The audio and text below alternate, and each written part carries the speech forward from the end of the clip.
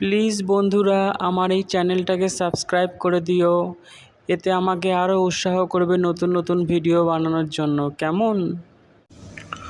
অনেক দিন আগের কথা।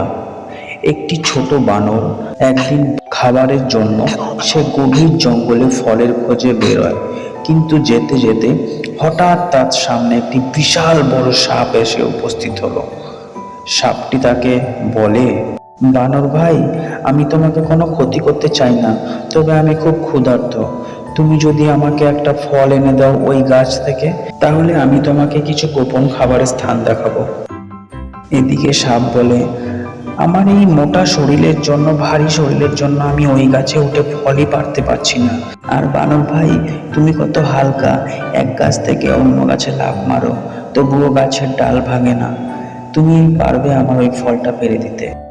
এদিকে বানরটি ভয় পেল, একটু সাহস করে বড় পাকা ফলটি ওই গাছ থেকে পেরে নিয়ে এসে সাপটিকে দেয়।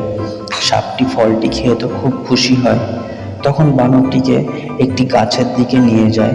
প্রচুর ফাঁকা ফল ছিল ওই গাছটিতে। বানরটি তো খুশিতে লাফিয়ে উঠল ওই পাকা ফলগুলো দেখে গাছের মধ্যে। এদিকে বানরটিও তার সুন্দর প্রিয় পাকা ফলটি পেল, আর সাপটিও তার সুন্দর প্রিয় পাকা ফলটি পেল। এভাবেই সাপ আর বানরের মধ্যে খুব বন্ধুত্ব শুরু হয়ে গেল। এরপর থেকে বানর প্রতিদিন সাপের প্রিয় ফলটি ওই গাছ থেকে নিয়ে আসতো এবং সাপ খুব খুশিতে খেত।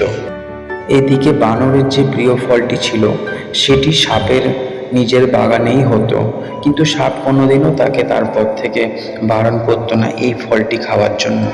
কারণ সাপ জানতো, যদি বানর সে চলে যায় তাহলে আমার প্রিয় পাকা ফলটি ওই গাছ থেকে আর কেউ নিয়ে আসবে না। তাই বানরকে সবসময় তার নিজের কাছে রাখতো সাপ।